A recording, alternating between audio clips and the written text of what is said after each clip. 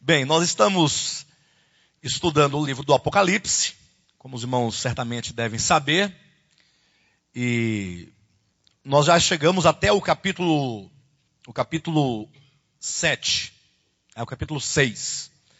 Mas para que os irmãos compreendam por que nós estamos lendo agora o capítulo 14, e na semana passada nós lemos o capítulo 12, vamos explicar para os irmãos como é que funciona.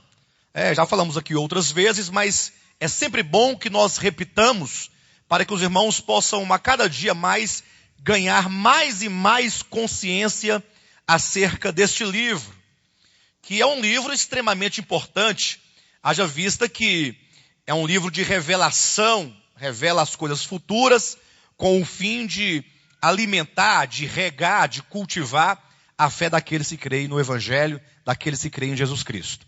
Vejam, queridos, que esse livro do Apocalipse, ele tem basicamente 3 partes.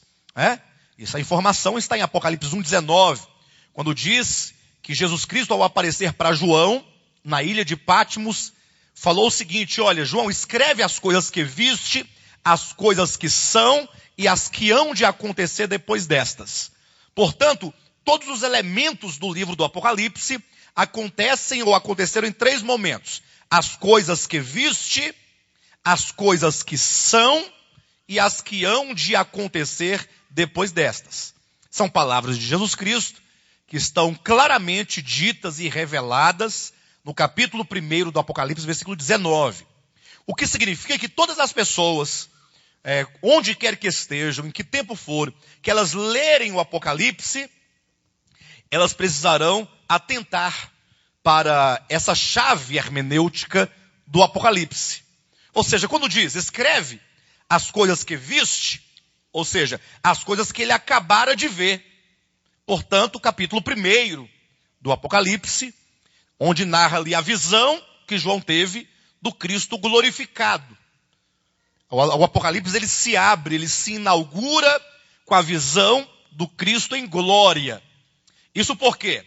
Porque se, por exemplo, o Evangelho, ele conclui com a morte de Cristo e com a sua ressurreição, e aqueles que viram Cristo em sua ressurreição, ainda que tivesse um tanto diferente do modo como ele havia morrido, a ponto de os discípulos não reconhecerem a Cristo de imediato, mas ele não estava ali em ressurreição, na sua glória, ele não se apresentou em glória, ele não se revelou em glória, e aí então ele foi assunto aos céus, mas agora, no Apocalipse, ele se manifesta e se revela a João em glória, totalmente, com aquela descrição do capítulo 1 do Apocalipse.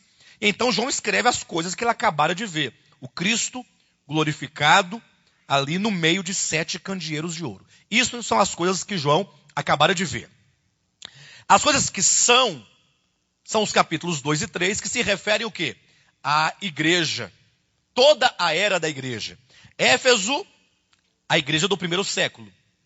Laodiceia, a última igreja, a igreja dos tempos finais, esta que nós vivemos hoje. Portanto, os capítulos 2 e 3 compreendem toda a história da igreja, que são as coisas que são.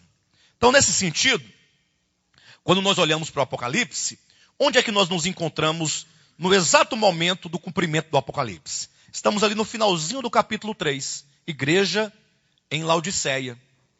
A partir do capítulo 4, e o próprio capítulo 4, versículo 1 e 2, nos diz que a partir de então seriam reveladas as coisas que devem acontecer depois da era da igreja.